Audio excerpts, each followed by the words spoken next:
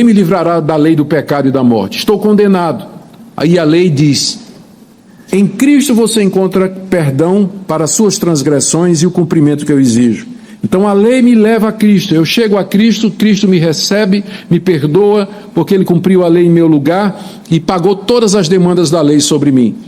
E aí, em gratidão, me ajoelho diante de Cristo e digo: o que é que eu posso fazer, Senhor, para agradar-te?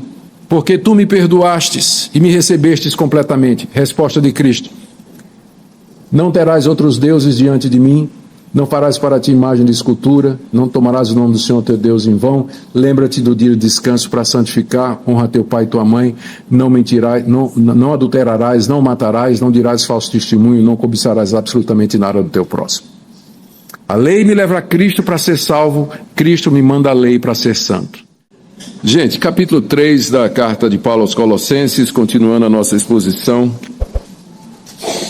sobre a suficiência do nosso Senhor e Salvador Jesus Cristo, da sua pessoa e da sua obra. Vamos orar pedindo que o nosso Deus nos conduza na compreensão da sua palavra nessa manhã. Gratos, Pai, pela renovação das misericórdias já acontecidas nessa manhã. Te damos graças pelo privilégio de podermos nos ajuntar no início desse dia para, ao redor da Tua palavra, compreender mais acerca do Teu Filho, de quem Ele é e da Sua obra por nós.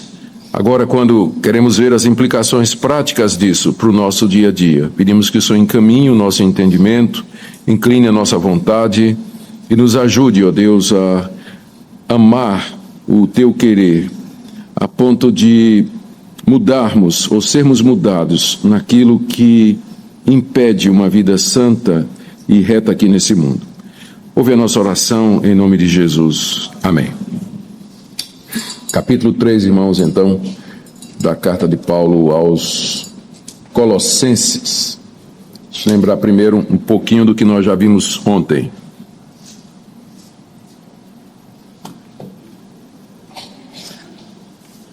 Ontem nós abordamos o tratamento que Paulo fez mais diretamente de 4 pontos principais daquele movimento herético que ameaçava a integridade da igreja de Colossos. Vimos como Paulo respondeu às demandas gnósticas, verso de 8 a 10, respondendo que em Cristo habitava corporalmente toda a plenitude da divindade, que em Cristo estávamos aperfeiçoados e que Cristo é o cabeça de todo principado e potestade. Depois ele entrou na questão do legalismo.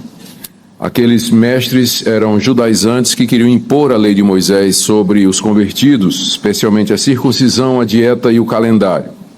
Paulo responde que em Cristo nós já fomos circuncidados, que em Cristo Deus cancelou o escrito de dívida que era contrário a nós, que consistia em ordenanças, uma referência às exigências da lei de Moisés, e que em Cristo nós já vencemos e triunfamos sobre os principados e potestades, depois que Cristo os despojou, desarmou, mediante a sua vitória na cruz. Isso aí vai até o verso 15.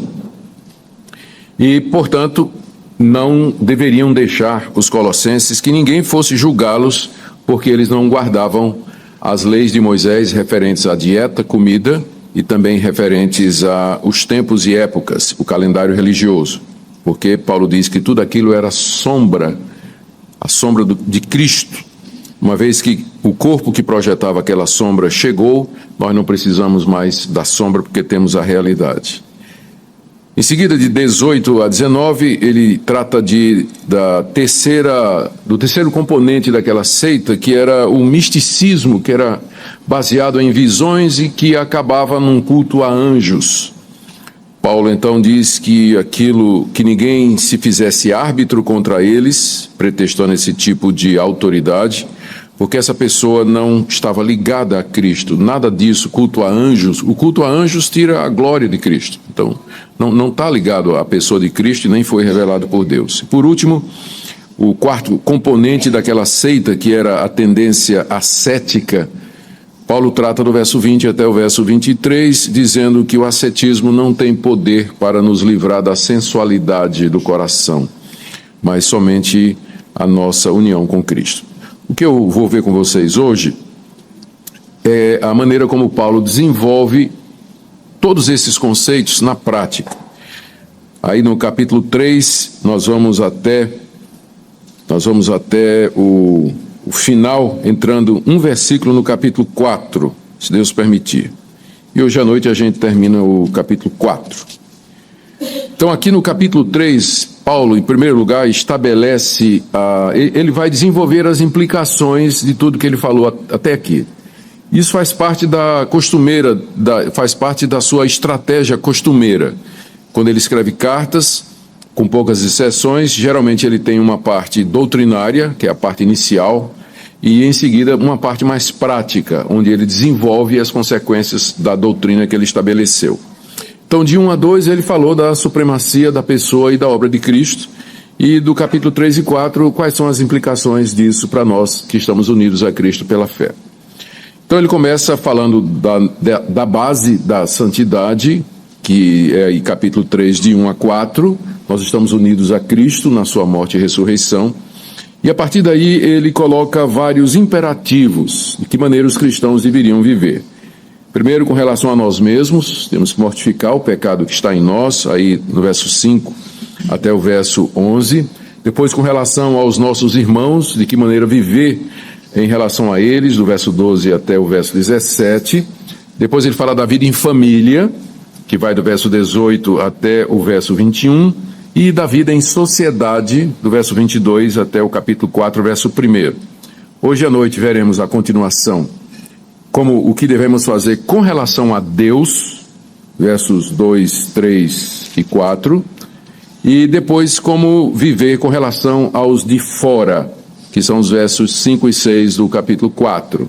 E aí ele termina a carta do verso 7 até o verso 18, mas isso é para hoje à noite, não quero me adiantar muito.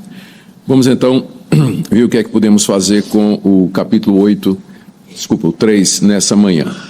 Vamos ler do verso 1 a 4. Portanto, se fostes ressuscitados juntamente com Cristo, buscai as coisas lá do alto, onde Cristo vive assentado à direita de Deus.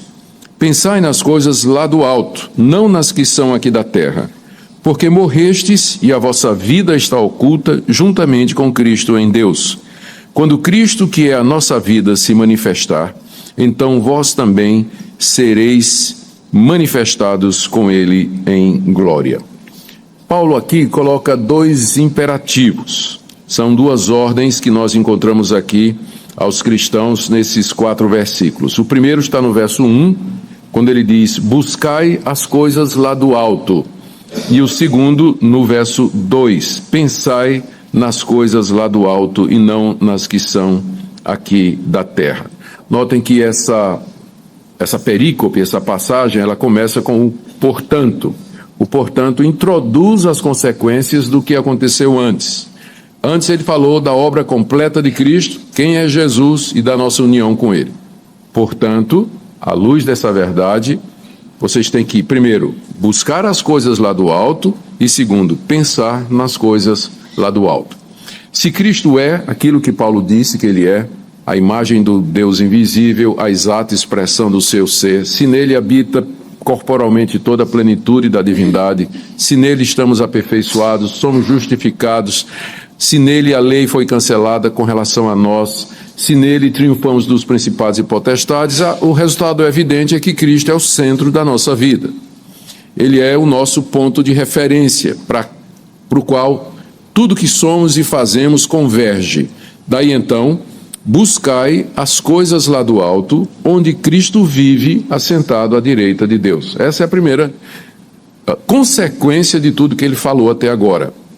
A minha busca, ou seja, o meu interesse maior na vida, não está aqui nesse mundo, mas está na pessoa de Cristo que está assentado à direita de Deus, tendo feito a purificação pelos nossos pecados, tendo ressuscitado dos mortos e agora entronizado no centro do universo, governando todas as coisas.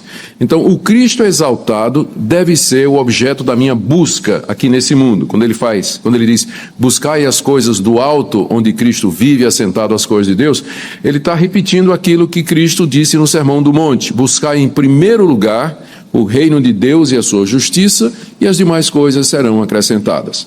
Então, a vida do cristão é orientada para Jesus, para o Senhor Jesus, para as coisas do alto. E coisas do alto, Paulo está falando genericamente, se refere especificamente à pessoa de Cristo e aquilo que ele representa. Então, muito embora eu esteja no mundo, eu estou ocupado com o meu trabalho, com o meu emprego, com os meus estudos, meus relacionamentos, eu estou ocupado em constituir uma família, criar os filhos. Todas essas coisas são boas, elas são legítimas, mas elas não são a coisa mais importante para o cristão. Todas estas coisas são feitas à luz dessa minha busca constante pela pessoa de Cristo, em oração, devoção, estudo, comunhão com Ele, tirar tempo para estar com Ele, refletir, meditar sobre a sua pessoa e sobre aquilo que Deus nos dá. Então, essa busca diária das coisas do alto é que deve caracterizar alguém que crê que, de fato, Cristo é suficiente e que Ele tem a primazia em todas as coisas. Uma boa ocasião para a gente se fazer essa pergunta. O que é que eu busco? O que é que tem prioridade na minha vida? Para quem são os meus primeiros pensamentos quando eu acordo e para quem são os últimos pensamentos antes de dormir? Durante o dia, a quem eu elevo constantemente os meus pensamentos? Quem ocupa a minha mente, o meu coração, e quem é o objeto do meu desejo durante o meu dia? A resposta teria que ser nos termos do que Paulo está dizendo aqui. As coisas do alto, onde Cristo vive assentado à direita de Deus. Semelhante a isso, a segunda exortação, no verso 2. Pensai nas coisas lá do alto, não nas que são aqui da terra. Quando Paulo diz isso, ele não está proibindo que a gente pense nas coisas básicas da nossa humanidade. Eu tenho que pensar como é que eu vou pagar minhas contas no final do mês. Eu tenho que pensar como é que eu vou, que ônibus eu vou tomar daqui para o centro da cidade. Eu tenho que pensar de que maneira eu vou administrar uma crise doméstica lá, ou de que maneira eu vou resolver um problema que meu filho está tendo na escola. Então, Paulo não está pedindo para a gente deixar de ser humano aqui, quando ele diz para pensar nas coisas do alto, em vez de pensar nas coisas daqui da terra. O que ele está dizendo é que nós devemos olhar para todas estas coisas, sempre da perspectiva do céu. Olhar para o meu trabalho, criação de filhos, o meu lazer, o meu namoro, a partir das coisas do alto. Pensar nelas. Vou tomar uma decisão, eu penso, o que é que Cristo tem a dizer a respeito disso? O que é que Deus tem a dizer a respeito disso? O que é que a minha união com Cristo implica em tudo isso? Ou seja, tudo que eu faço aqui, e eu tenho que fazer mesmo, um monte de coisa aqui nessa vida como ser humano, mas estas coisas têm que ser feitas à luz da glória, à luz da eternidade, à luz da pessoa de Cristo. Resumindo, nós temos que, a nossa mente, a nossa convicção, os nossos pensamentos, eles têm que ser cristocêntricos. O Senhor Jesus deve dominar o centro da minha vida, e daí então saem todas as decisões que eu preciso tomar.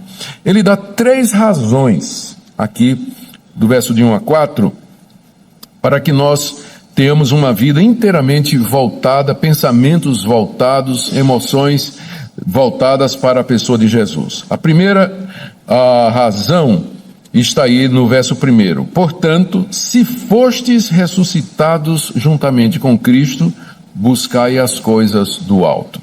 Esse se fostes, ele tem força, é uma construção na língua grega. A língua grega, como no português, tem 2 maneiras de expressar as frases condicionais, não é? Tem a condição de fato e a condição de dúvida. Então, isso aqui é uma condição de fato. Paulo não está duvidando. Portanto, se vocês foram ressuscitados, esse se aqui equivale a um já. Você pode traduzir assim: portanto, já que fostes ressuscitados com Cristo, não é uma condição de dúvida, mas é uma condição de fato. Poderia ser traduzido dessa maneira. Eu creio que algumas versões mais modernas, elas já traduzem dessa maneira, porque do jeito que está, parece que Paulo está expressando dúvida, né? Se vocês já foram ressuscitados com Cristo, mas não há dúvida nenhuma aqui. Ele está dizendo, já que vocês foram ressuscitados com Cristo, então busquem as coisas do alto, onde Cristo vive assentado à direita de Deus. Então, primeira razão pela qual eu tenho que buscar as coisas do alto é que eu já ressuscitei com Cristo. Quando Cristo morreu naquela cruz, eu fui incluído na sua morte por Deus há 2000 anos atrás, e quando ele ressuscitou de entre os mortos, eu fui incluído na sua ressurreição. É dessa maneira que Deus nos salva. Ele nos salva da mesma forma que nós nos perdemos. Como é que nós nos perdemos? O nosso representante, Adão, caiu do estado de graça em que ele foi criado. Quando Adão pecou, ele precipitou-se a si mesmo e a toda a sua descendência, todos aqueles que ele representava, ou seja, eu, você, o seu próximo, meus filhos, meus netos, meus avós, a humanidade toda estava em Adão. Quando Adão caiu, precipitou a raça humana toda no pecado, na corrupção e na condenação. Como é que Deus resolveu isso? Ele mandou outro Adão, em quem, tendo feito a coisa certa, o seu povo é perdoado, ressurreto e salvo. Nós nos perdemos em Adão, mas somos salvos em Cristo. Como isso aconteceu? Deus incluiu na morte de Cristo e na sua ressurreição o seu povo. Então a morte de Cristo é a nossa e a ressurreição dele é a nossa ressurreição.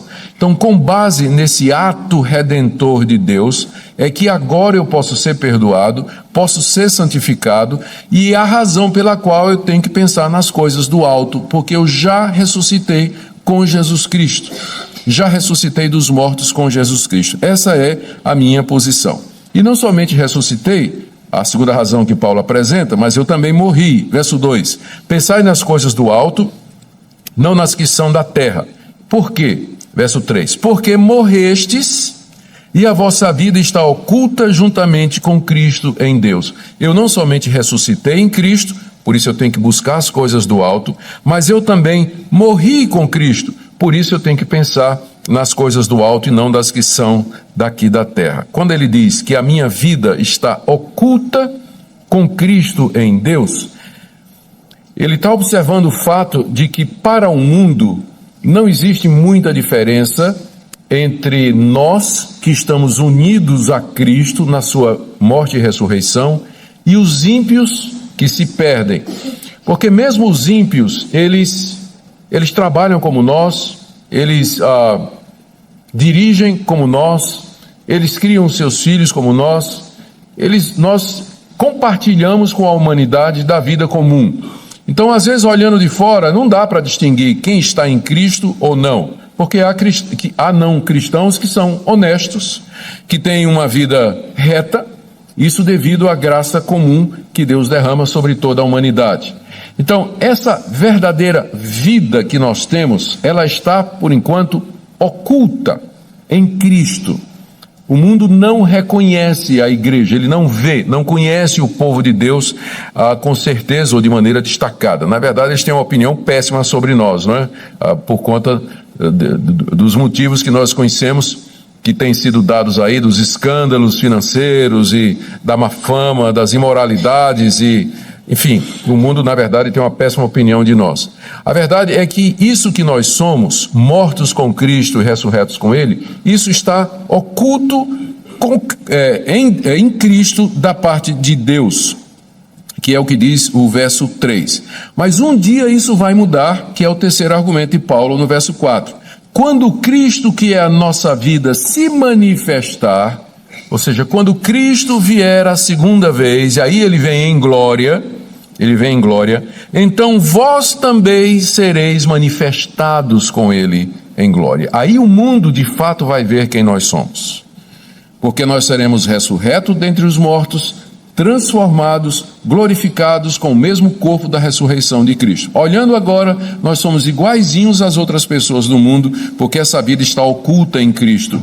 Mas quando Cristo se manifestar, o que nós somos, então será manifesto em glória diante do mundo. O mundo vai conhecer os filhos de Deus, o mundo vai ver a igreja na sua glória, o mundo vai ver os santos transformados, redimidos, completamente libertos do pecado e dos efeitos do pecado mediante a ressurreição. E aí então, Deus será glorificado, justificado diante do mundo e louvado pelo seu povo eternamente. Então, o que nós somos aos olhos do mundo está oculto. Nós parecemos igualzinho ao mundo, às vezes pior, não é? Mas quando Cristo se manifestar, então nós nos manifestaremos com ele em glória. Ponto de Paulo aqui nesses primeiros versículos é: nós estamos unidos a Cristo na sua morte e na sua ressurreição. Esse fato não parece óbvio por enquanto, mas na segunda vinda de Cristo, essa realidade de quem somos realmente, essa nova raça unida ao segundo Adão, isso vai se manifestar com toda clareza naquilo que Paulo chama aqui de glória. É o momento da glorificação, quando tudo vai ficar claro. Aqui você encontra um princípio que Paulo vai desenvolver no restante do capítulo 3 e 4, importante para nós observarmos. E o que a gente já percebeu aqui é que os imperativos que Paulo coloca, tipo, buscai as coisas do alto, pensai nas coisas do alto, eles são baseados em coisas que Deus fez.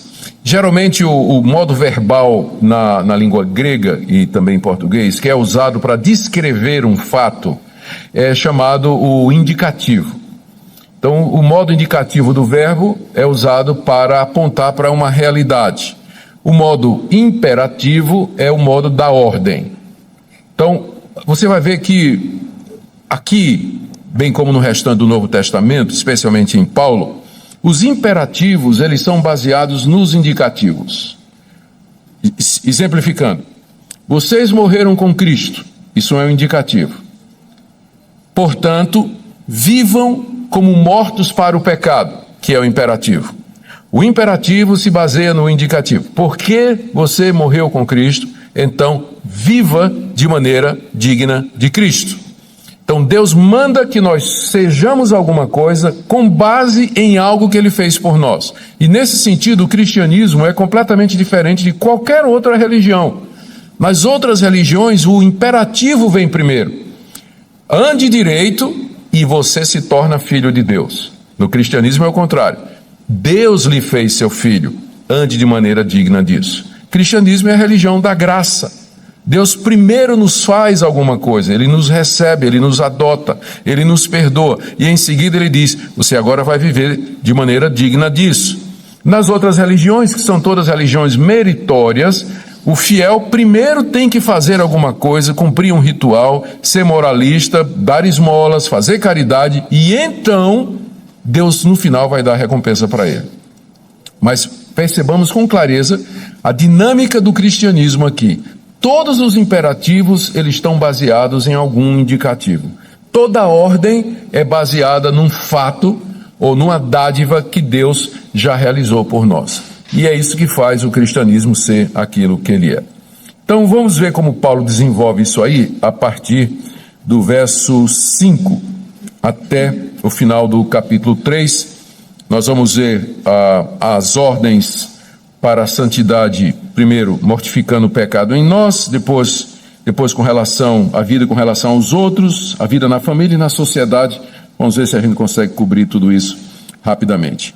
Então, no verso 5 até o verso 11, nós temos a orientação de Paulo com base naquilo que já aconteceu conosco, para mortificarmos o pecado em nós. Leamos. Fazei, pois, morrer a vossa natureza terrena. Por que, pois? O que ele acabou de dizer antes? Vocês morreram com Cristo. Portanto, façam morrer a natureza pecaminosa de vocês. Fazei, pois, morrer a vossa natureza terrena. Prostituição, impureza, paixão lasciva, desejo maligno e avareza, que é idolatria. Por estas coisas é que vem a ira de Deus sobre os filhos da desobediência. Ora, nestas mesmas coisas andastes vós também no outro tempo, quando vivieis nelas.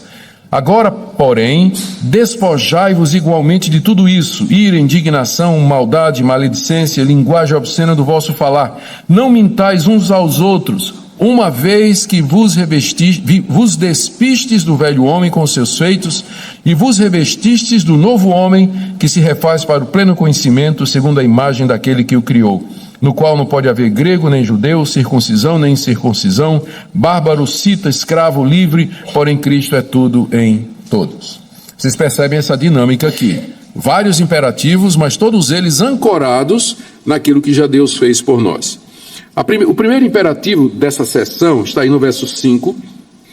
Fazei morrer a vossa natureza terrena. Fazer morrer, literalmente, mortificai a vossa natureza terrena. A natureza terrena aqui é usada no sentido pejorativo. Se refere à nossa natureza pecaminosa, em contraste com a glória de Cristo, que está sentado no alto e que está em toda a sua perfeição e imortalidade. Ao contrário do meu Salvador Jesus Cristo, eu tenho uma natureza terrena. Ela é mortal, ela é vulnerável e ela está manchada pelo pecado. E essa natureza, ela não é tirada na hora da conversão. Ela não é tirada, não é nessa fase de agora que Deus tira essa natureza terrena de nós. A natureza pecaminosa terrena, ela permanece em nós mesmo depois de convertidos. Mesmo depois que nós somos salvos pela graça mediante a fé. E essa natureza é a origem de todos os pecados atuais que nós cometemos, mesmo depois de crentes. Então essa natureza, ela precisa ser mortificada. Você precisa sufocá-la, matá-la, por assim dizer, todo dia. Todo dia você tem que fazer morrer essa sua natureza terrena. Mas a base para você fazer isso, como nós já vimos ontem, não é a ascese que era pregada pelos falsos mestres, mas o fato de que eu já estou morto para o pecado mediante Jesus Cristo, como ele diz aqui no verso 3. Morrestes, e a vossa vida está oculta com Cristo em Deus. Então, eu já morri para o pecado, portanto, faça morrer sua natureza terrena. Não é engraçado isso? Deus diz assim, olha, você já morreu para o pecado, então faça morrer sua natureza terrena. Ou seja, com base nisso que Deus está dizendo, eu vou agir contra o pecado. É isso que significa tomar posse. O pessoal usa o termo tomar posse, né, para as promessas de prosperidade material, né? Tome posse da saúde, tome posse da sua bênção, tome posse da sua prosperidade. Tá, mas na verdade o que você tem que tomar, isso aqui é que é tomar posse. Deus está dizendo, você já morreu para o pecado, você foi crucificado com Cristo. Então tome posse disso e diga não ao pecado todo dia. Então, a força que eu tenho para me negar a mim mesmo e negar ao pecado, não é a força que eu encontro em mim, na minha resolução, ou no meu caráter, ou qualquer outra virtude que eu tenho, porque eu não tenho.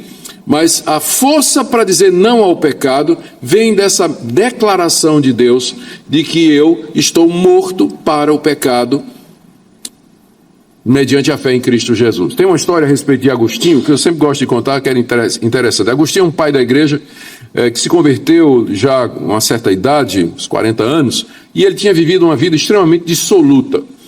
E a graça de Deus o alcançou, ele se tornou um cristão extraordinário, provavelmente o maior teólogo e pensador do cristianismo no seu primeiro milênio. E conta que uma vez ele estava lá em Hipona, a cidade dele, andando na rua, e de repente uma ex-amante dele o reconheceu. E começou a seguir ele na rua e disse, Agostinho! Agostinho ouviu a voz, não é, entendeu quem era e apertou o passo, né? E a mulher atrás, Agostinho! Agostinho, né, andando, a mulher gritou, Agostinho, sou eu! Ele se virou para trás e disse, mas não sou eu. Aí, ó, foi embora. Né? Está morto. Estou morto. O velho Agostinho já era. Aqui é um novo Agostinho, então eu não sei quem é a senhora, com licença, né? Bom, de passar bem, vou embora.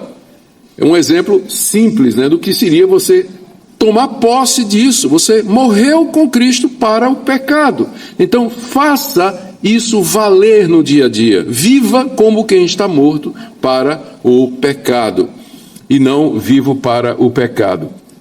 Eu posso imaginar aqui uma outra situação, quando depois de o povo de Israel ter saído do Egito, atravessado o Mar Vermelho. Imagina a figura, né? O quadro.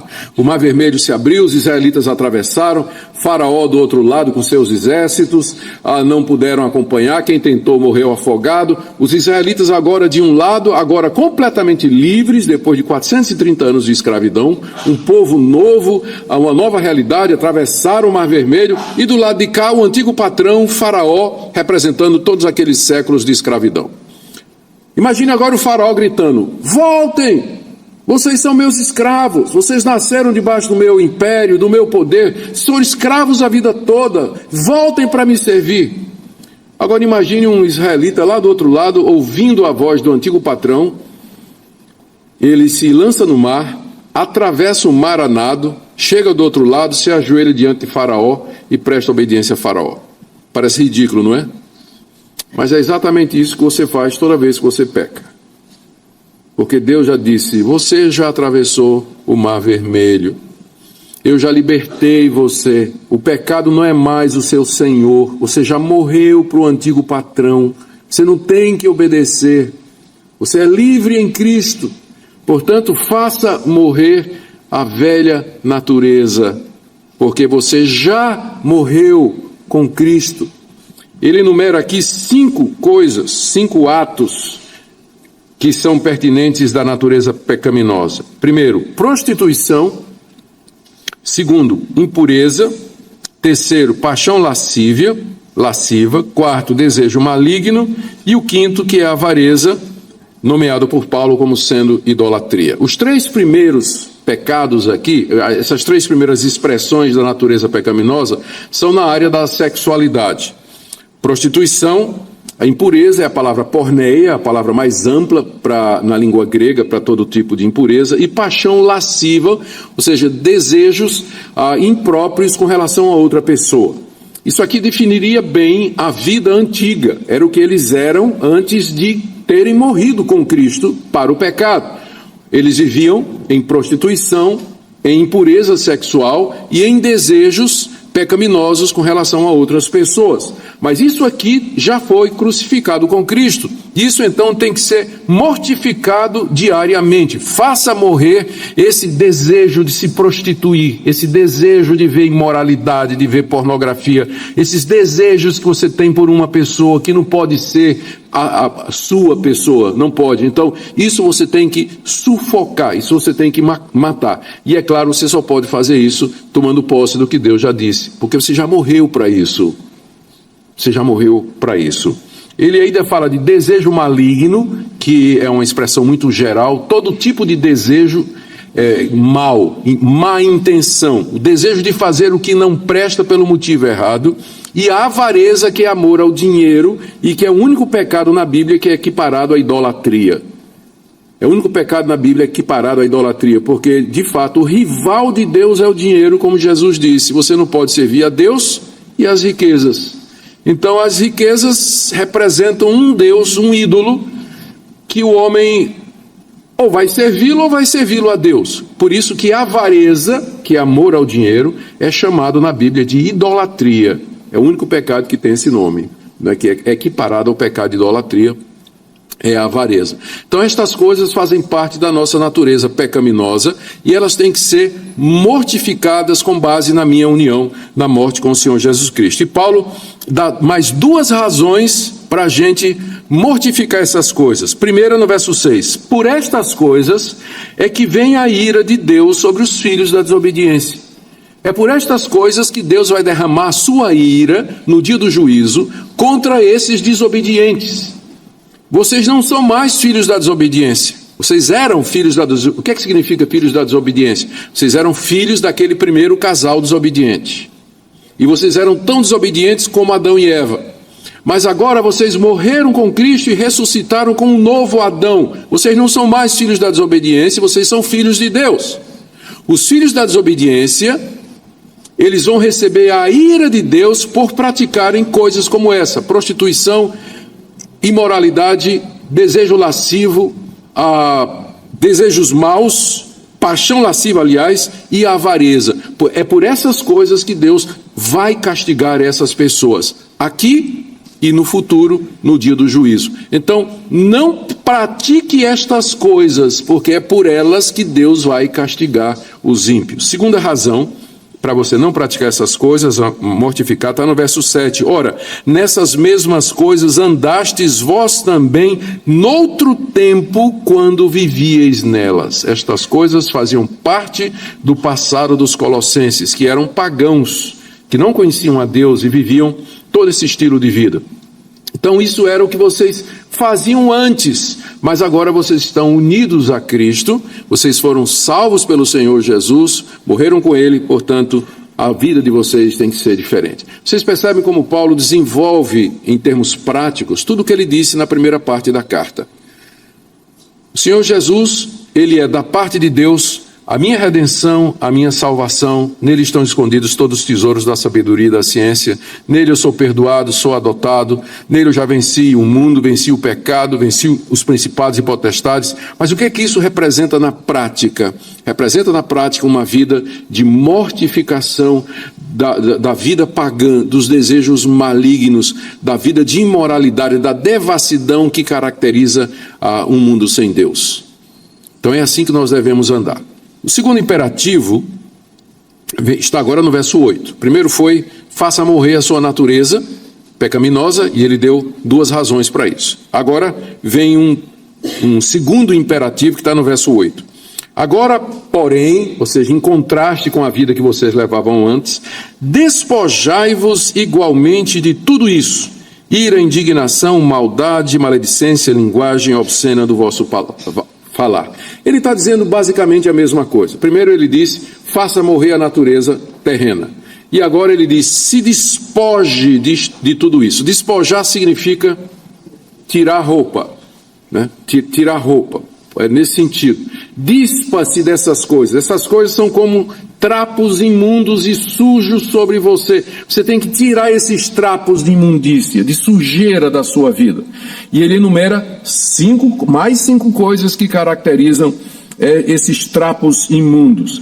Igualmente, despojai-vos de tudo isso. Aí vem ira, indignação, maldade, maledicência, linguagem obscena no vosso falar. Estas coisas são autoevidentes, não precisa de explicação, todo mundo sabe o que é ira. A ira aqui é a ira pecaminosa, porque existe uma ira justa, em que você fica irado contra o pecado.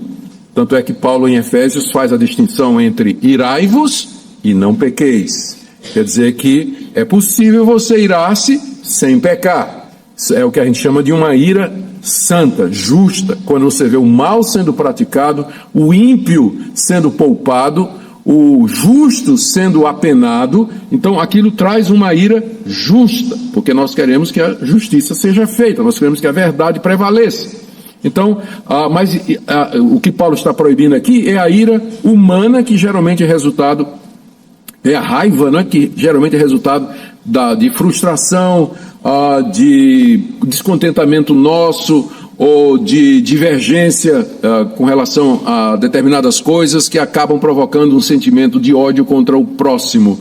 Então Paulo diz, isso aí faz parte da antiga natureza, se despoje disso.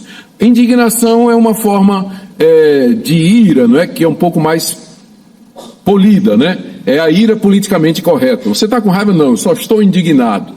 Né? Está com raiva sim, né? Está com ódio no coração, mas né, fica apresentando-se como se não fosse. Maldade, que é o desejo de fazer mal, de ver o mal dos outros. Maledicência, fala mal das pessoas, ir para a rede social, usar o Facebook e outras coisas para falar mal de gente que você não conhece, passar informação mentirosa. Maledicência, né? Falar mal de pessoas que você não conhece. E às vezes a Bíblia diz que se alguém tem alguma coisa contra outro, primeiro vá conversar com seu irmão.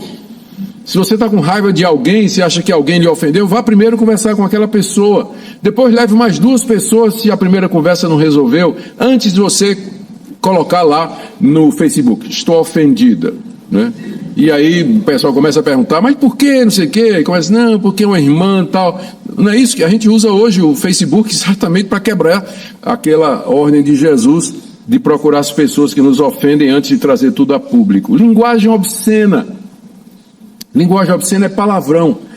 E eu fico desconcertado quando em perfis evangélicos você vê pastores e líderes evangélicos e cristãos falando um monte de palavrão e achando que é tudo natural, que palavrão é uma questão relativa. Bom, que tem que ter algum parâmetro que defina o que é palavrão ou não. O que é linguagem obscena? Não é? Tinha que ter, senão Paulo não teria dito isso aqui. Como é que eu vou poder obedecer a Paulo, me livrar da linguagem obscena, se eu não tenho uma definição do que seja obsceno? Então é possível definir obscenidade, não é a questão relativa de cada um. Cada um é que acha se a palavra é obscena ou não. Mas existe um consenso, a gente sabe o que é uma palavra obscena. Ela fere, ela choca, ela é gráfica, ela retrata, ela é uma situação que a gente imagina. Então, todas essas obscenidades que são proferidas com as palavras, elas devem ser evitadas. A linguagem do cristão tem que ser cortês, tem que ser clara, tem que ser educada sempre. Palavras de graça para abençoar aquelas pessoas que nos ouvem. E não palavra obscena no seu perfil, no seu Face, ou mesmo conversando com as pessoas. A gente devia se livrar de todas estas coisas. São 5 coisas e Paulo acrescenta uma sexta no verso 9. Não mintais uns aos outros. A mentira também faz parte da natureza terrena e nós devíamos nos despojar. E aí ele coloca a razão. Quais são as razões pelas quais eu deveria me despojar da ira, indignação, maldade, maledicência, linguagem obscena e da mentira? A razão está no verso 9. Você tem que se despojar de tudo isso porque você já se despojou do velho homem com seus feitos. É o mesmo argumento anterior. Vocês já morreram com Cristo, vocês têm que mortificar sua natureza, porque vocês já morreram com Cristo. E agora o que ele diz é o seguinte: vocês têm que se despojar dessas coisas, porque você já se despojou do velho homem com seus feitos. Está aí no final do verso 9. Já vos despistes do velho homem com seus feitos. Quem é o velho homem? O velho homem é a natureza adâmica. É a natureza de Adão que está em nós. É chamado de velho homem porque Adão foi o primeiro homem, portanto ele é o mais velho. Ele é o mais velho da raça humana. Nós temos a natureza de Adão, aquela natureza desobediente, que se mostrou rebelde contra Deus lá no jardim do Éden. Somos filhos de Adão, filhos da desobediência, e o velho homem está em nós. Só que eu já me despi do velho homem, quando na cruz do Calvário o velho homem foi crucificado com Cristo. E eu me revesti do novo homem, verso 10. Quem é o novo homem? Se Adão é o velho homem, o novo homem é Cristo. Então houve essa troca. Eu me despi de Adão e eu me revesti de Cristo. Por isso eu tenho que me despir das coisas do velho homem, pelo menos 10 delas já foram enumeradas aqui, e eu tenho que me revestir das coisas do novo homem, que é o que Paulo vai falar a partir do verso 12. Revesti-vos, pois, como eleitos de Deus, santos e amados, e aí vem a lista de coisas boas. Afetos de misericórdia, bondade e compaixão. Paulo está comparando a vida cristã aqui ao trocar de roupa. É uma figura que todo mundo conhece muito bem. Todo dia, no final do dia, a gente chega em casa cansado do trabalho, né, suado, especialmente se você mora em Montes Claros, que é muito quente. Então, o que é que você faz? Você tira a roupa suada, suja, toma um banho refrescante e põe uma roupa limpa.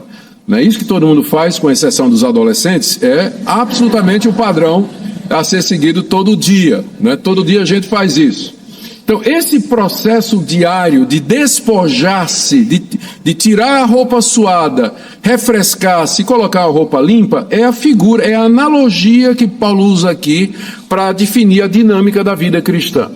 Diariamente eu me dispo do velho homem, pensando nas coisas do alto, onde Cristo vive à direita de Deus, e eu me revisto do novo homem, que é Cristo. Me dispo do velho homem, Adão e os seus feitos, e me revisto de Cristo. Todo dia esse processo. Despir-se e revestir-se. Dizer não para o pecado, dizer sim para a virtude. Dizer não para Adão, dizer sim para Jesus Cristo. É a metáfora que Paulo está usando aqui para dizer como é que funciona a dinâmica da vida cristã. Então, voltando aqui, verso 9 e 10.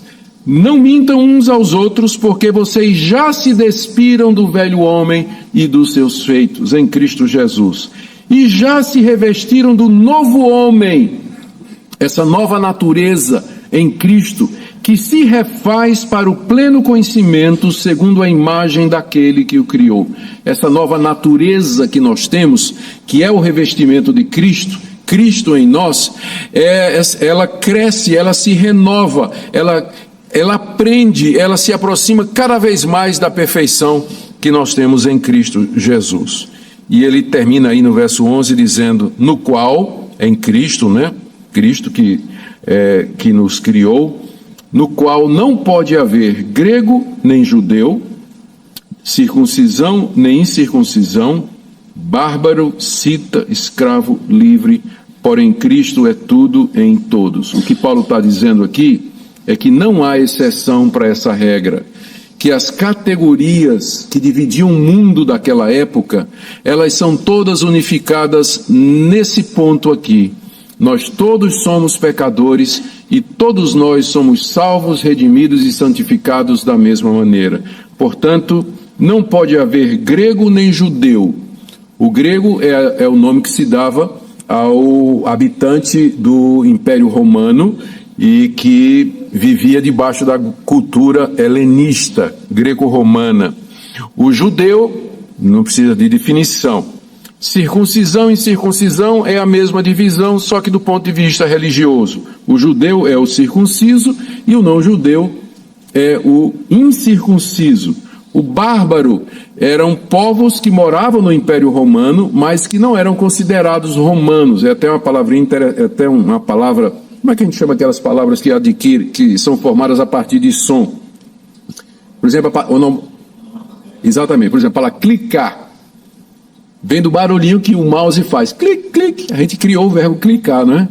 Bárbaro é uma palavra assim, porque o grego, né, erudito, que achava que grego era a única língua verdadeira, quando via os estrangeiros falarem, só entendiam bar.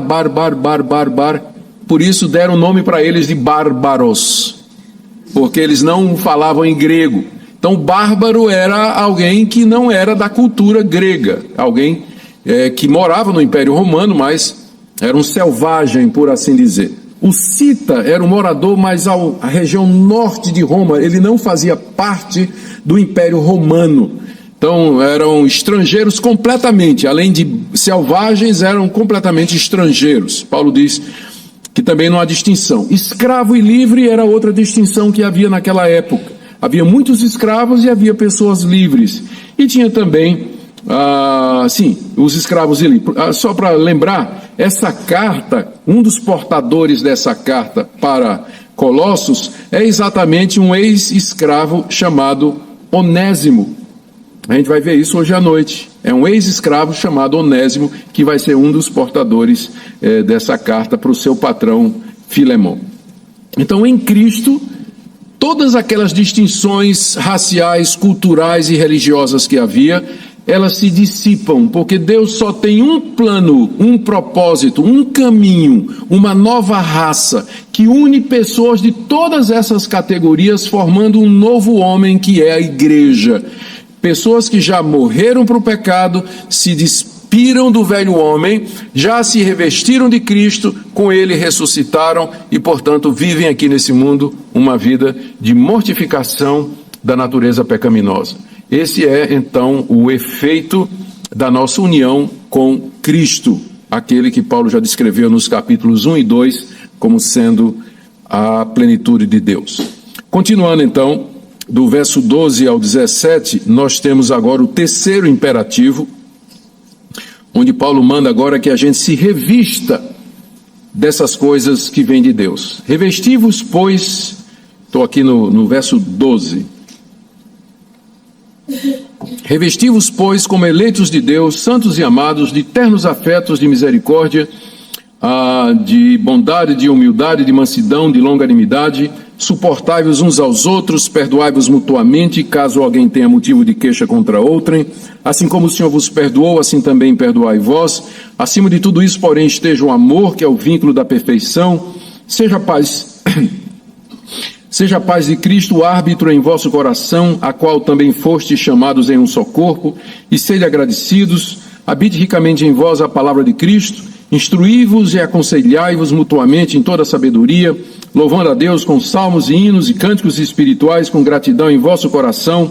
Tudo o que fizerdes, seja em palavra, seja em ação, fazei em nome do Senhor Jesus, dando por ele graças a Deus Pai. Você tem aqui perto de 20 imperativos, orientações do apóstolo Paulo sobre como vivermos a vida em comunidade. Você veja que até agora o que ele falou tem a ver com a luta que eu tenho contra o pecado em mim.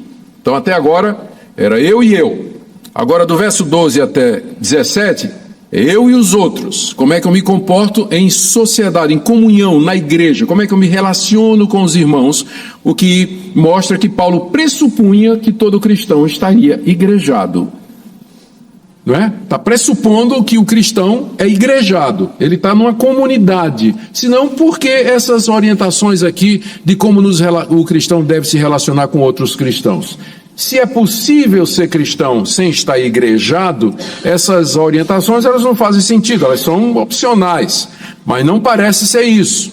Paulo aqui está dizendo de que maneira aqueles que estão em Cristo devem viver, e eles vivem em comunidade. Nós estamos em igreja, estamos juntos, formamos um povo, estamos unidos, e existem as regras de engajamento. Como é que eu me relaciono então com pessoas que, como eu, creem no Senhor Jesus Cristo? E aqui que entra o lado positivo daquela analogia, revestir-se.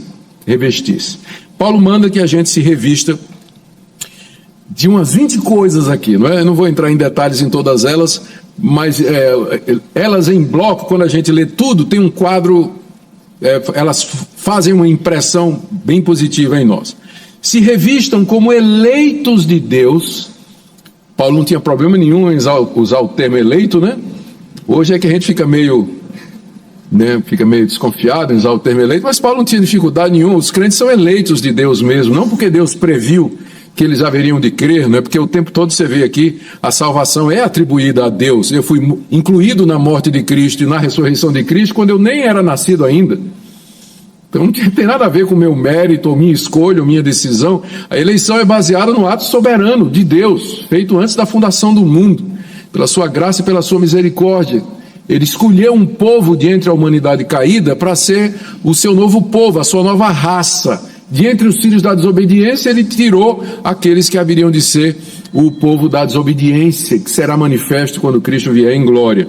Então, eleitos de Deus, vocês são eleitos de Deus. Então, como tal, mais uma vez, imperativo baseado no indicativo. Vocês são eleitos de Deus. Portanto, vivam como eleitos de Deus. E o que seria viver como eleitos de Deus? Seria você se revestir, aí vem a lista. Eleitos de Deus, santos e amados por Deus, se revistam então de misericórdia, bondade, humildade, mansidão, longanimidade, que é exatamente o oposto do que ele disse no verso 5 e no verso 8. Aí vem, regras do engajamento no meio da igreja. Suportai-vos uns aos outros. Isso aqui é muito necessário. Por que suportar uns aos outros? Porque tem crente chato. Tem crente que é difícil. Tem irmãos de alta manutenção. A gente tem que estar dando manutenção para ele o tempo todo, né? Complicado, difícil, temperamento difícil. É crente. Crente mesmo. Crente fiel em Cristo Jesus. Mas é complicado, é pessoa difícil. A gente tem que admitir isso. Tem gente difícil mesmo. E o que a gente tem que fazer? Tem que suportar. Ele é o irmão em Cristo. Tem gente que não vai mudar mesmo, é temperamento. Não muda, não tem como. Pode abrandar, né? Pode mortificar, mas é o que ele é. Então, precisa suportar. Se fosse possível resolver todos os problemas da igreja, não haveria necessidade de Paulo dizer, você tem que suportar um ao outro. O que implica que nem todos os problemas na igreja serão resolvidos, então o crente precisa ter uma dose de suporte, né? Para poder viver em comunidade. Suportáveis uns aos outros, perdoai-vos mutuamente, o que significa que vai ter pecado entre irmãos, que irmão vai ofender outro, irmão vai ficar chateado com outro. Aqui nesse mundo, a igreja do lado de cá, enquanto nossa vida está oculta, enquanto ainda não se manifesta o que nós, na verdade, havemos de ser, nós temos que aprender a perdoar os irmãos, caso alguém tenha motivo de queixa contra outro. Sempre vai ter alguém que tem motivo de queixa contra outro. Uma palavra que não foi dita corretamente, uma atitude que acabou ofendendo, enfim, qualquer outra coisa que venha, porventura, a machucar uns aos outros. Daí nós temos que nos perdoar, suportar, perdoar. E aqui, como Paulo sempre faz, assim como o Senhor vos perdoou, assim também perdoai vós. Mais uma vez, indicativo, imperativo. Deus perdoou você. Esse é o indicativo. Qual é o imperativo? Perdoe o seu irmão. Nas outras religiões é o contrário. Perdoe o seu irmão e aí Deus vai perdoar você. Aqui é diferente. Deus já perdoou você em Cristo. Portanto, perdoe o seu irmão. Acima de tudo, verso 14, esteja o amor, que é o vínculo da perfeição. O vínculo é alguma coisa que une outras duas, né? A gente sabe o que é fazer um vínculo num pedaço. Se eu pegar dois papéis aqui, juntar um no outro e fizer isso, né? Eu juntei os dois papéis através desse vínculo. O amor é o vínculo da perfeição. Ou seja, a perfeição que nós desejamos, ela se consegue através do amor, que funciona como um vínculo que une os cristãos. Une perfeitamente os cristãos, porque o amor perdoa, suporta, espera o melhor, dá o benefício da dúvida antes de julgar o coração da pessoa. Então, de fato, o amor entre os irmãos é o vínculo da perfeição, é aquilo que une a igreja. Verso 15, a paz de Cristo seja o árbitro no coração de vocês. O juiz que vai decidir as controvérsias, de fato, é aquela paz que nós temos da parte do Senhor Jesus Cristo. Paz, que ele diz aqui no verso 15, a qual nós somos chamados em um só corpo. O corpo aqui é a igreja, nós somos chamados. E aqui é uma referência a chamado eficaz, não é? Esse aqui são os que Deus chamou e não aceitou recusa. Os outros Deus convida. Um convite você pode recusar, mas um chamado de Deus é o chamado eficaz. Então, por isso que a Bíblia se refere aos cristãos não somente como eleitos, mas também como chamados. É um dos termos prediletos no Novo Testamento para o cristão. Porque ninguém se torna cristão por vontade própria, ele tem que ser chamado. Ninguém quer Deus. Se Deus não chamar, o cara não vem. Então, vocês foram chamados, formando um corpo, que é a igreja, o conjunto dos eleitos de Deus. Aí continua, verso 16, habite ricamente em vós a palavra de Cristo. A essa altura o Novo Testamento não estava formado. A palavra de Cristo era transmitida de maneira oral pelos apóstolos, que foram testemunhas de tudo aquilo que Cristo disse e fez. Então a palavra de Cristo, ela circulava oralmente e já tinha os primeiros livros escritos. Então a palavra de Cristo, transmitida pelos apóstolos e pelos escritos existentes, habitasse ricamente entre eles, ou seja, que eles estivessem mergulhados, estudiosos, imersos na palavra de Deus. E aí o que vem em seguida está ligado a isso. Instruí-vos e aconselhai-vos mutuamente em toda sabedoria. Como é que eu vou fazer isso se eu sou um desigrejado que fica em casa assistindo culto pela internet? Complicado, né? Instruí-vos e aconselhai-vos. O cristão precisa de comunhão, precisa de comunidade, onde ele vai ser instruído, onde ele vai ser aconselhado, onde ele vai ser corrigido, onde ele vai ser perdoado, onde ele vai ser suportado. Tudo isso é necessário para a vida cristã. Louvando a Deus com salmos e hinos e cânticos espirituais, com gratidão em vosso coração, e finalmente tudo que fizerdes, seja em palavra, seja em ação, fazer em nome do Senhor Jesus, dando por ele graças a Deus. Aqui do verso 12 a 17, como eu disse, Paulo explica como é a vida em comunidade. Do verso 5 até o 11, eu tenho que lutar contra o pecado no meu coração. De 12 a 17, como é que eu vivo na comunidade dos santos.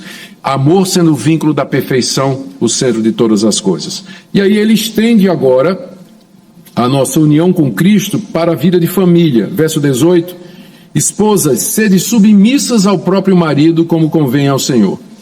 19, maridos, tratai vossa esposa, amai vossa esposa, e não a trateis com amargura.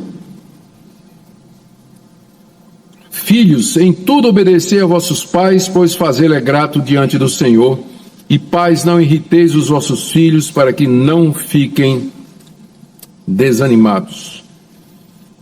Então, agora Paulo detalha mais especificamente como essa união com Cristo, ela se reflete no casamento e na criação de filhos, na família. Primeiro, com relação à esposa que está unida ao Senhor Jesus, que foi redimida pelo Senhor Jesus, que busca as coisas do alto, que quer uma vida que reflita a vontade de Deus. Ela vive uma vida de submissão ao próprio marido, como convém no Senhor. O motivo, Paulo sempre dando o motivo, né? Convém no Senhor que a esposa seja submissa ao seu marido. Por que é que a submissão da esposa convém no Senhor? Porque o Senhor Jesus é o cabeça da igreja, e ele é visto aqui nessa analogia como sendo Cristo é o cabeça da igreja, assim como o marido é o cabeça da sua esposa. Então, da mesma forma que a igreja está sujeita a Cristo, a esposa deve estar submissa ao seu marido. Por isso que é conveniente, diante da analogia de Cristo e da igreja, conveniente que a esposa seja submissa ao seu marido. É claro que eu tenho que fazer aqui um monte de qualificação e responder um monte de perguntas, não é? Vou tentar responder. Primeiro, a palavra submissão está traduzida corretamente, sim. Não é um problema de tradução, não. Como às vezes a mulher olha assim e diz, não, mas isso aqui tem que ser um problema de tradução. Não, minha irmã. A palavra submissão aqui é submissão mesmo. Não vai ser por aqui a escapada, não. Tá certo? Não vai ser por aqui. Outra coisa que é bom você notar é que essa submissão é ao próprio marido. Não significa que a mulher é submissa a qualquer homem. Mas aqui no caso é a submissão ao seu marido. Né? Não está dizendo que toda mulher, ela sempre é submissa a qualquer homem. Absolutamente não. Aqui Paulo está falando do casamento. Então, ela é submissa ao seu próprio marido. Como o parâmetro aqui é o Senhor, significa que essa submissão, ela só é exigida enquanto os interesses do Senhor estiverem sendo atendidos.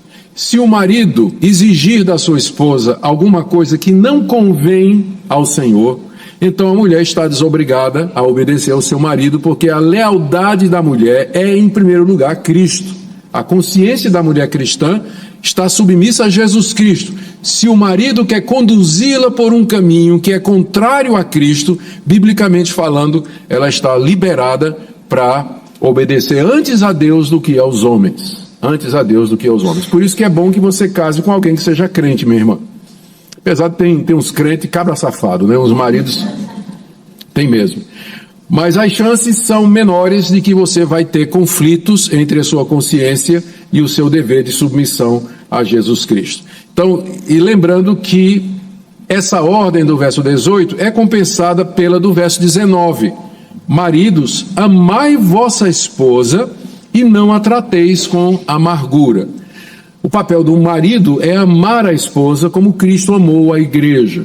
Amar significa prover, sustentar, ajudar, compreender, servir.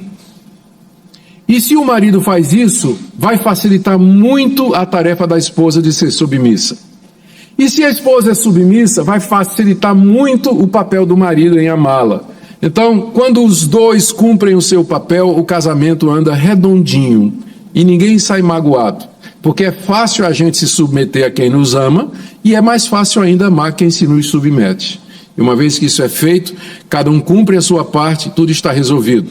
E geralmente nos casamentos onde isso é observado, as decisões são tomadas via de regra por unanimidade, não é? Não tem voto de dissensão, nada. É tomado por unanimidade, em conjunto, em compreensão, porque se o homem ama a sua esposa, ele não vai impor a sua autoridade de maneira arbitrária, mas vai conversar, vai discutir, vão resolver juntos os problemas e as dificuldades. E a mulher que é submissa ao seu marido não vai tomar conta, né, ou vai tomar todas as decisões passando por cima do seu marido. Martin Lloyd-Jones conta uma experiência interessante. Ele, quando era pastor na cidade de Wales, ele saía visitando os membros da igreja e então foi visitar um casal da igreja.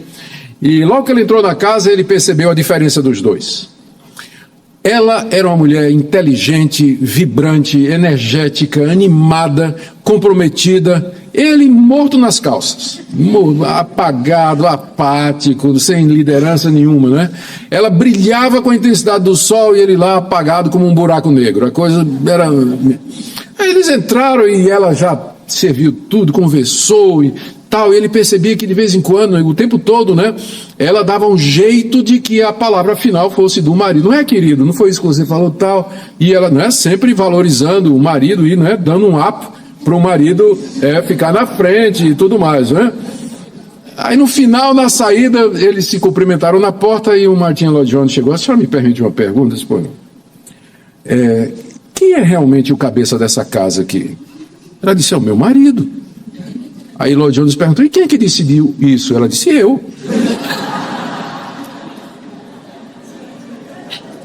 Minha irmã, a decisão de fato é sua, porque se você não deixar, o marido não vai ser o cabeça da casa, não tem como. Ele não vai ser, não vai conseguir, né? Ele não vai conseguir fazer isso. Maridos, amai vossa esposa e não trateis com amargura. Não tratar com amargura.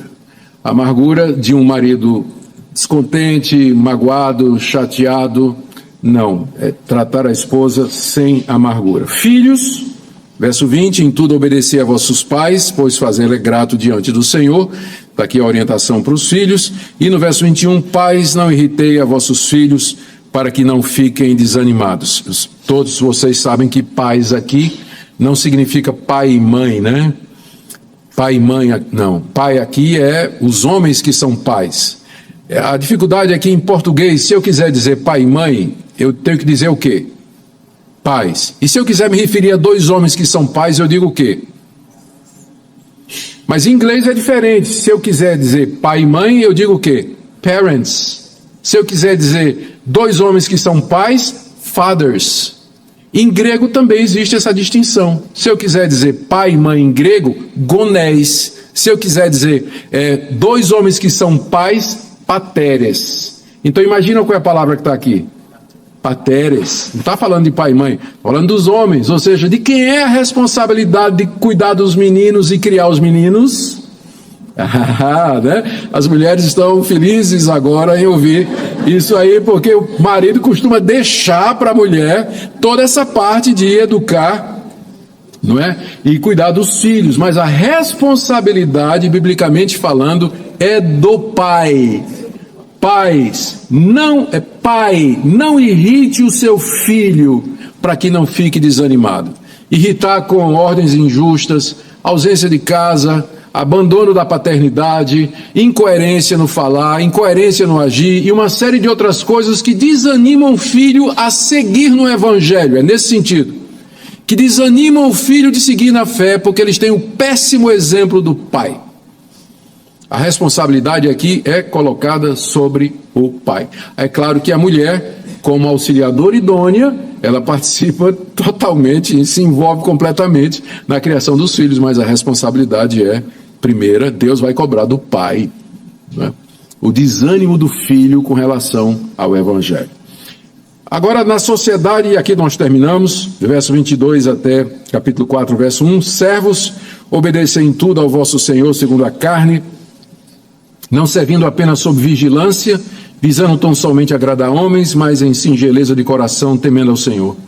Tudo quanto fizerdes, fazei de todo o coração, como para o Senhor e não para os homens, cientes de que recebereis do Senhor a recompensa da herança, a Cristo Senhor que estáis servindo. Pois aquele que faz injustiça receberá em troco a injustiça feita, e nisso não há acepção de pessoas. Senhores, tratai os servos com justiça e com equidade, certos de que também vós tendes Senhor no céu.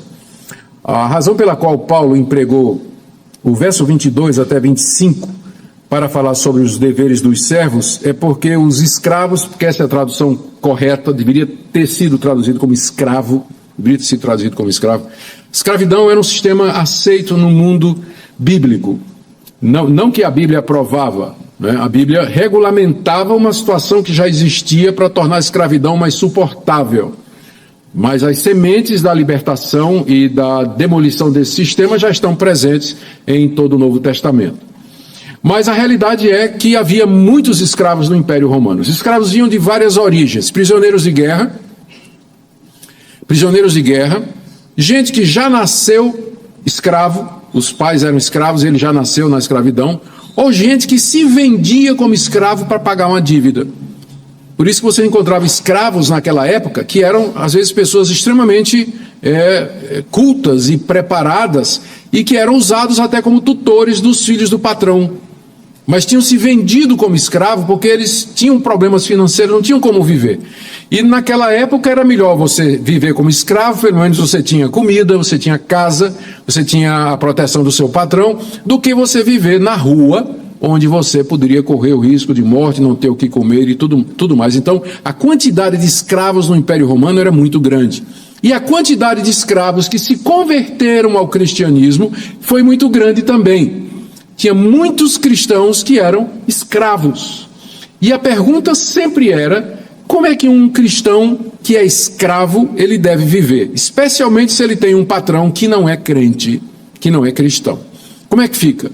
É uma situação muito difícil. Os escravos não eram também flor que se cheirasse. A gente fica com pena, mas nem todos eram flor que se cheirasse. Roubavam o patrão, enganava o patrão, insultava o patrão, cuspia no copo de vinho do patrão, né? Quando não colocava outras coisas na comida do patrão.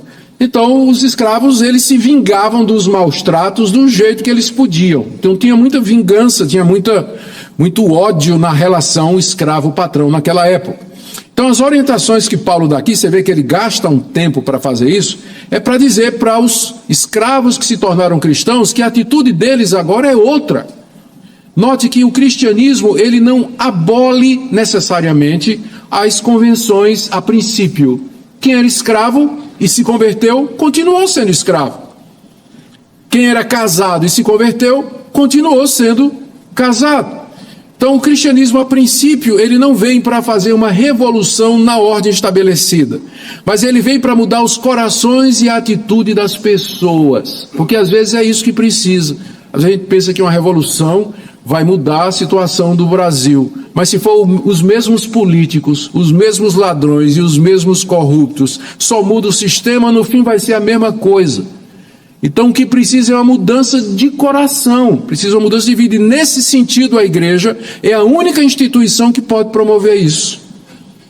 E ela tem que saber bem qual é o seu papel, não é política partidária, mas o papel da igreja é pregar o evangelho e chamar políticos, governadores, presidentes, deputados, empresários, sindicalistas, pobres e ricos ao arrependimento de suas atitudes e de uma mudança com relação a Deus.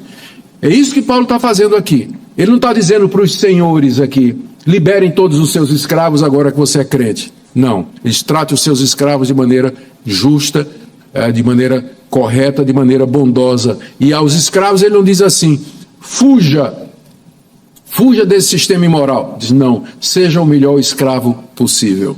Seja o melhor escravo possível. Olha o que ele fala. 22, servos, escravos, obedecei em tudo ao vosso Senhor segundo a carne, porque o Senhor verdadeiro é Cristo. O patrão é Senhor segundo a carne somente. Não servindo apenas sob vigilância. Como eu disse, tinha escravo que só trabalhava quando o patrão estava olhando. Então, ele diz: não, você agora é diferente, você vai trabalhar mesmo quando seu patrão não está olhando. Isso que eu estou dizendo aqui se aplica ao seu emprego, viu, irmão? Lá na loja, na oficina, no chão da fábrica, né, como empregada doméstica, não é para servir somente quando o patrão e a patroa estão vendo, não.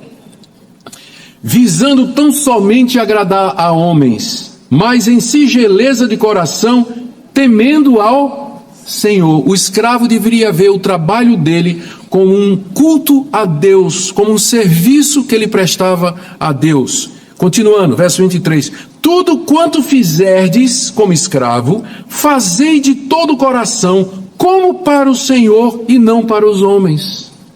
Já pensou? A motivação agora mudou. Eu vou servir ao meu patrão terreno, não para agradar a ele, mas porque eu quero agradar o patrão que está nos céus.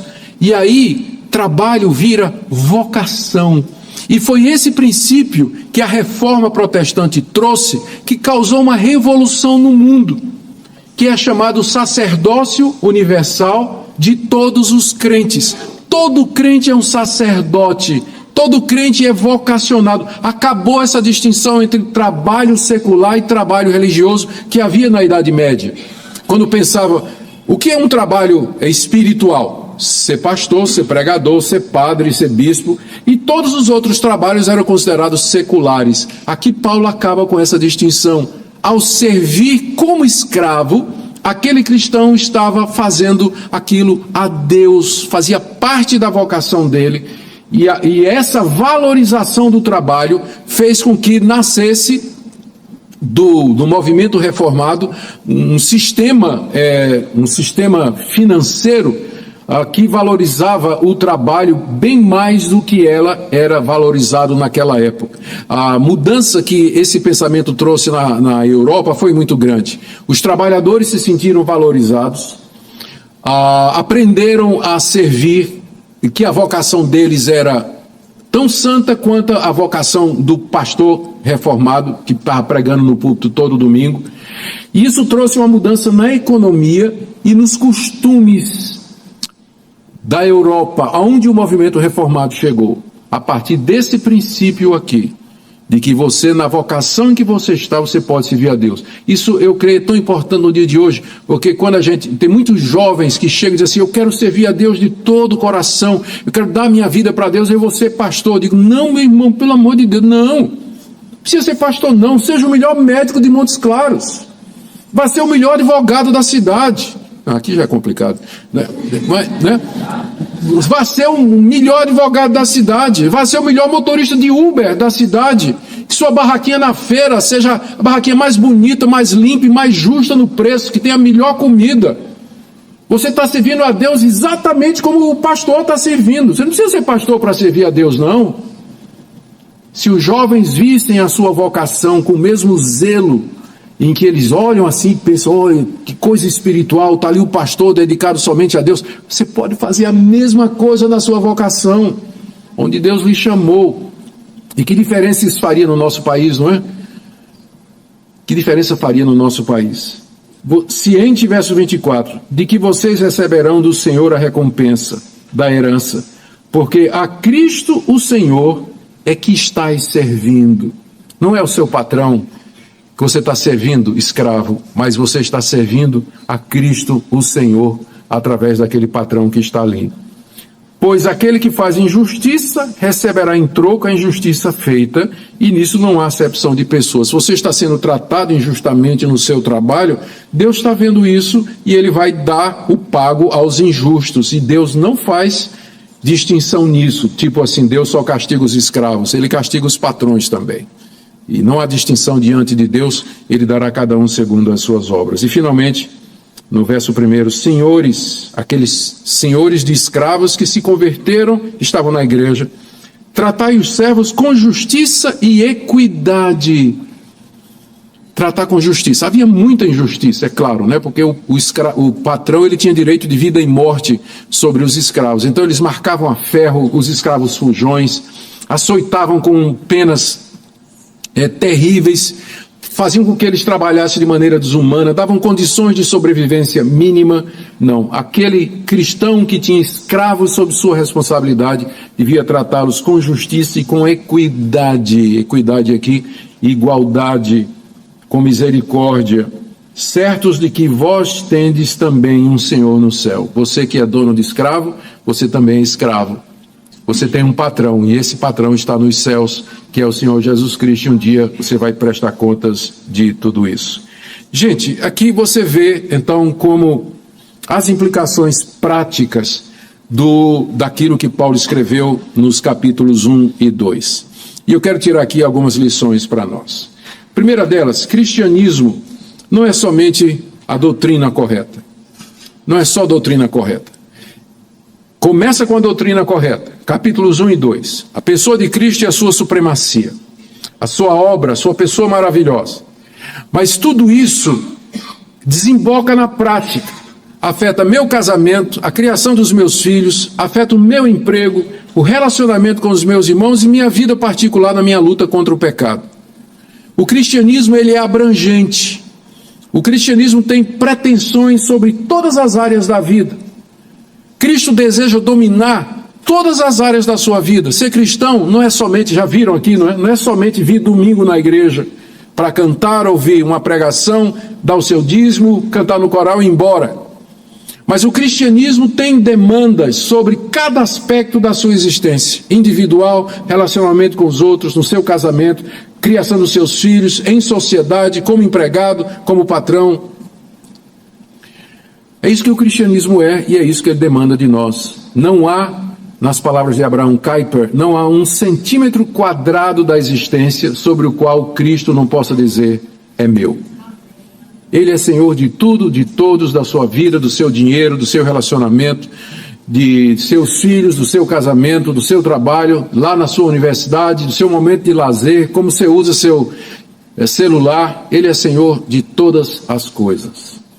Segunda coisa que é importante nós trazermos aqui é que nós não devemos olhar para essas demandas da maneira errada. Como eu disse ontem, Cristo nos libertou da lei, no sentido de que a lei não é o caminho pelo qual nós somos justificados. Nós somos justificados pela graça de Deus, perdoados livremente em Cristo Jesus. Por causa disso, eu agora vou viver uma vida santa.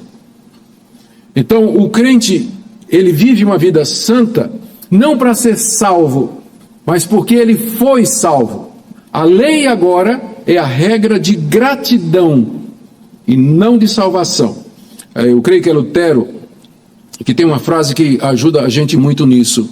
A lei me leva a Cristo para a justificação e Cristo me manda de volta à lei para a santificação. Funciona assim: eu olho a lei e digo, miserável homem que sou, quem me livrará do pecado, desse corpo do pecado? Quem me livrará da lei do pecado e da morte? Estou condenado. Aí a lei diz, em Cristo você encontra perdão para as suas transgressões e o cumprimento que eu exijo. Então a lei me leva a Cristo, eu chego a Cristo, Cristo me recebe, me perdoa, porque Ele cumpriu a lei em meu lugar e pagou todas as demandas da lei sobre mim. E aí, em gratidão, me ajoelho diante de Cristo e digo, o que é que eu posso fazer, Senhor, para agradar-te, porque Tu me perdoastes e me recebestes completamente? Resposta de Cristo, não terás outros deuses diante de mim, não farás para ti imagem de escultura, não tomarás o nome do Senhor teu Deus em vão, lembra-te do dia de descanso para santificar, honra teu pai e tua mãe, não mentirás, não adulterarás, não matarás, não dirás falso testemunho, não cobiçarás absolutamente nada do teu próximo. A lei me leva a Cristo para ser salvo, Cristo me manda a lei para ser santo. Então a lei continua sendo o padrão de santidade para o cristão, porque tudo isso que Paulo está dizendo aqui, que a gente leu, nada mais é do que o desdobramento dos 10 mandamentos. Nada mais é do que desdobramento dos 10 mandamentos. Então nós fazemos isso não como legalistas, mas como gratos. A lei é a norma de gratidão e santificação, uma vez que nós somos libertos da sua condenação mediante a obra de Cristo Jesus. Amém? Oremos. Senhor, nos ajuda a viver uma vida santa, reta, cheia de gratidão. No casamento, na família, no trabalho, na relação uns com os outros, na igreja.